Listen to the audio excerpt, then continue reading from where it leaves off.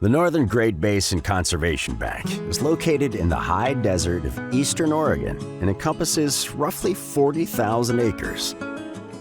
The ranch is critical habitat for a wide range of wildlife. Thriving populations of sage-grouse exist on the ranch and are a high priority for conservation. Sage-grouse have kind of been on the cusp of being listed under the Endangered Species Act. We're just trying to, the areas where those populations are doing well and they're still, kind of strongholds and still good populations of birds.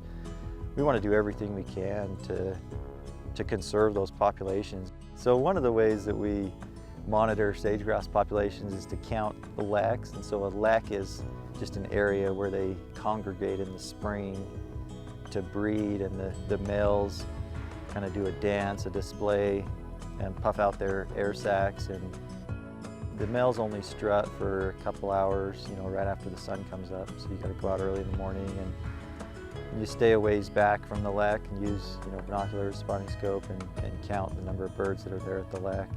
But it provides kind of a relatively easy way to monitor populations long term.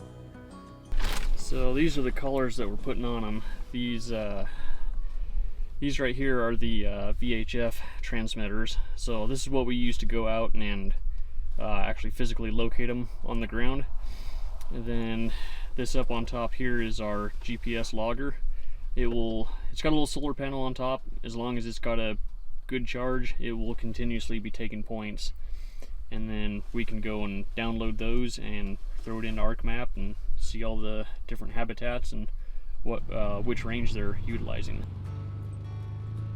We're working collaboratively with Oregon Department of Fish and Wildlife to attach tracking devices. So we go out at night and capture those sage-grouse and attach the units to them, and then we're able to track those sage-grouse and just see how they're using the landscape, see how they're using the different habitats that are found here. Alright, this is our first sage-grouse capture of the evening. We've got a VHS transmitter and a Bluetooth GPS logger on him.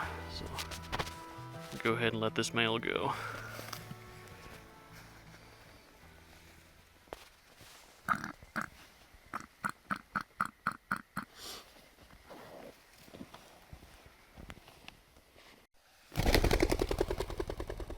A couple of actions we're working on, for example, are expanding the wet meadow areas, kind of modifying some of the spring developments to maximize those wet meadow areas that maintain water and moisture through the summer.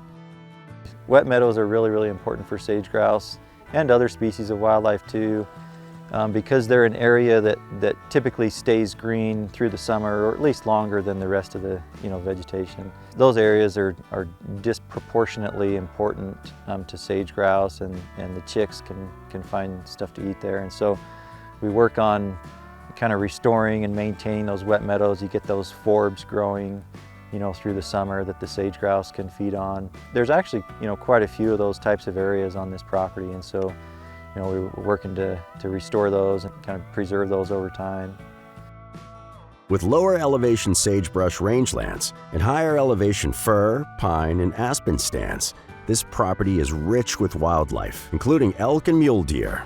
The north end of the property, you got some pine forest up there, some aspen stands, really important for wildlife. Got a pretty good mix of kind of the meso carnivores, the mid-level carnivores, coyotes and bobcats and badgers and all those kind of species. A really good healthy complement of the small mammals, and then obviously lots of different kinds of birds as well.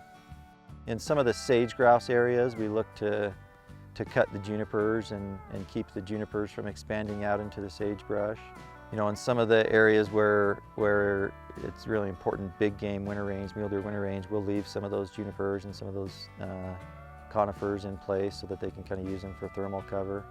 We're looking at restoring some of the riparian areas that historically had been overgrazed. We'll look to implement some regenerative grazing. In the higher mountain where there's more forested timber, we'll implement a kind of a forest management plan up there and maximize that area for wildlife habitat as well. Conservation efforts are key to improving habitat on the ground and will ensure that the wildlife on this property can be enjoyed for years to come.